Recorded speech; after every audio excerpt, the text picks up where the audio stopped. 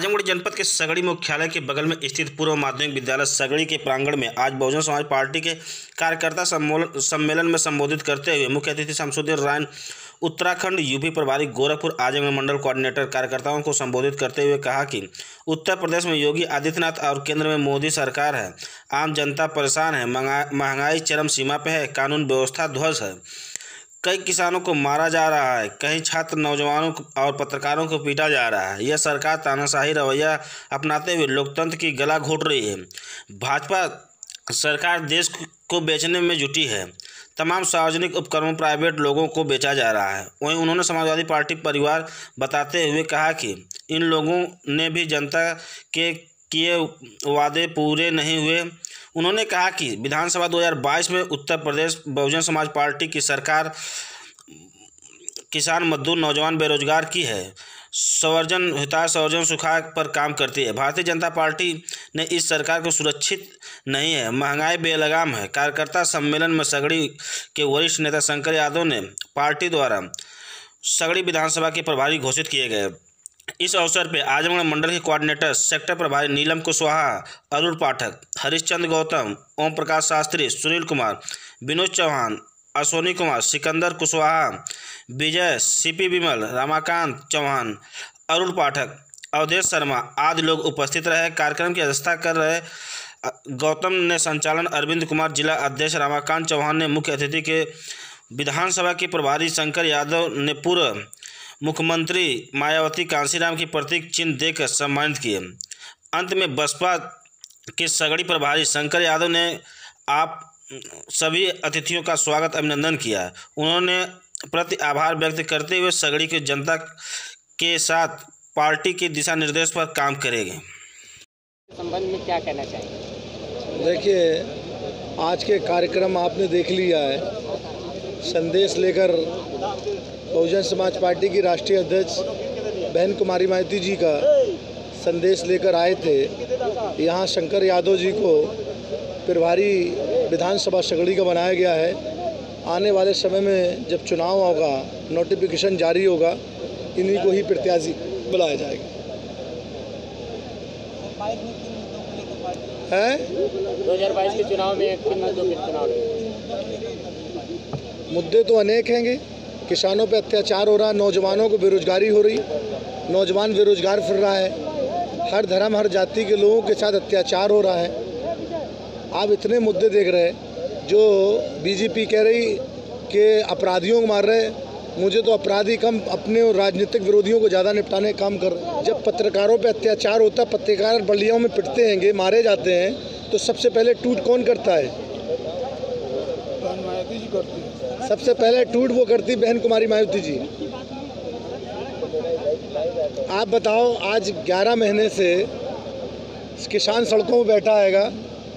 ये अहंकारी सरकार किस तरीके की सुनवाई कर रही, जरा आप देख लो।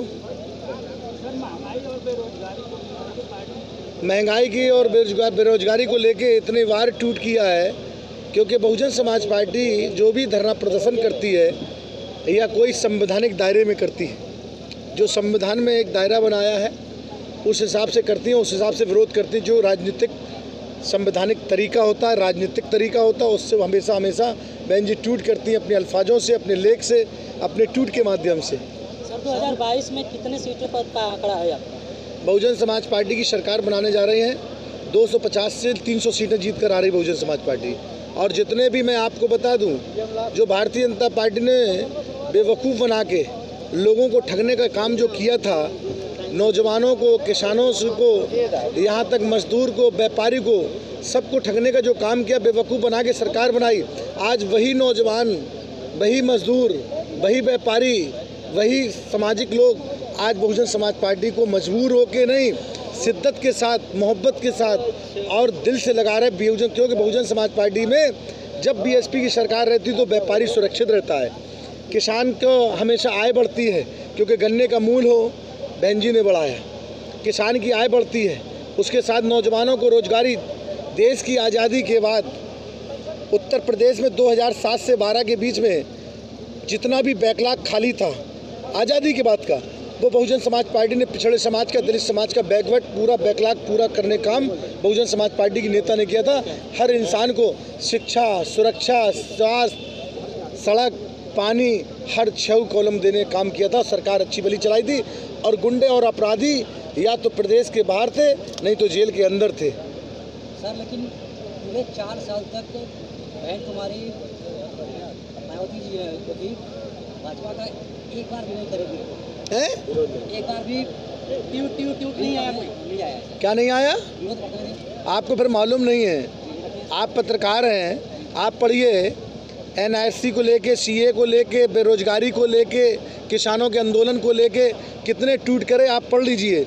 और नहीं तो मैं आपको डेट बता रहा हूँ, 2020 26 दिसंबर से 24 दिसंबर से लेके 2021 मार्च तक आप देखो, हर प्रोग्राम में बहन जी भारतीय जनता पार्टी के खिलाफ बोलती रही और अभी किसानों को लेके भारतीय जनता पार्टी के खिलाफ बोलती। फिर आप क्या देखते होगे? सर ब्राह्मण जो है कि BSP में कितने % भागीदारी इस बार? आज ब्राह्मण पूरे तरीके से बहुजन समाज पार्टी ने ब्राह्मण को मान सम्मान स्वाभिमान दिया, यहाँ तक विधानसभा में भागीदारी दी। ब्राह्मण समाज आज ये बात डिमांड कर रहा है और इंतजार कर रहा है कि वोट डालने की बारी है। ब्राह्मण समाज एक बहुजन समाज पार्टी को वोट देने के लिए तैयार है। लखीमपुर की घटना पर क्या कहना चाहेंगे? लखीमपुर की घटना के लिए मैंने मंच के माध्यम से कहा कि 7-8 लोगों को कुचलने का काम किया। देश के गृह राज्य मंत्री के बेटे को किस तरीके से, आप बताओ, जब गृह राज्य मंत्री रहेंगे क्या निष्पक्ष जांच हो सकती है? जांच के लिए हमारी नेता ने कहा। आप बताइए, हर तरीके से हमारे राष्ट्रीय महासचिव सतीश चंद्र मिश्रा जी ने भी मांग करी। सर कुछ नेता जो है कि BSP से बाहर हो गए, पुराने की संभावना हो रही है। देखिए, एक बात ध्यान रखें, सियासत में जो स्वार्थी होते हैं, जो मिशनरी होते हैं, जो वापस हो गए हैं सर, फिर वापस आएंगे पार्टी में। देखिए, जब उनको याद आएगी, जब उनको लगेगा हम मिशन से खुद भटक गए हैं, तो शायद उनको माफ़ी मांगना चाहिए हमारी नेता से। और माफ़ी मांग के, हमारी नेता तो दयालु हैं, बड़ों को माफ़ कर देती हैं।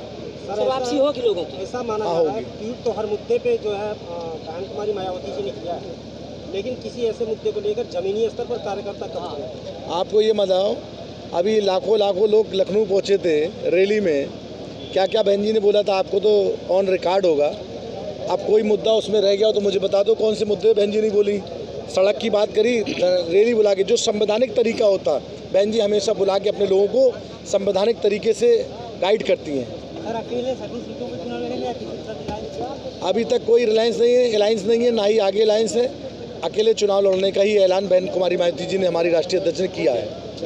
थैंक यू बहुत बहुत। बहुजन समाज पार्टी का जो आपके माध्यम से, आपके सहयोग से कार्यक्रम किया गया, क्या कहना चाहेंगे आम जनता? सबसे पहले तो मैं बहन मायावती जी को अभिनंदन सब करता हूँ, जिन्होंने मुझे सम्मान दिया है, स्नेह दिया है, और जनता को बधाई दूंगा। उनका ऋणी हूँ, जिन्होंने एक मेरे कहने पर सभी लोग गांव, दूर दराज के गांव से निकल करके तहसील सगड़ी पहुँचे हैं, मेरी बात को सुने। मेरे मुख्य अतिथि माननीय राइन जी के बात को सुने। हमारे अध्यक्ष आज के कार्यक्रम के माननीय गौतम जी की बातों को सुना, और सुन करके इन लोगों सबको मैं ढेर सारी बधाई दूंगा, अभिनंदन वंदन करता हूं। इन लोगों का ऋणी हूं। और अगर जनता मेरे पर विश्वास जताती है तो 2022 में बहन मायावती जी के लिए अपने अगल बगल के भी विधायकों पर दबाव दे करके, हाथ मिलाकर प्रेम से उनको लाने की कोशिश करूंगा, और बहन जी का 2022 में मुख्यमंत्री बनाने के लिए भरपूर कोशिश करूंगा। और जो भी यहाँ की जनता के लिए मेरे से बनेगा, मैं उनको करके दिखाऊंगा, ताकि उनके सीना चौड़ा रहे कि इस बार जो मैंने मत दिया है उसका हम सदुपयोग कर रहे हैं, स्वयं सदुपयोग कर रहे हैं। जय हिंद, जय भारत, जय बहुजन समाज।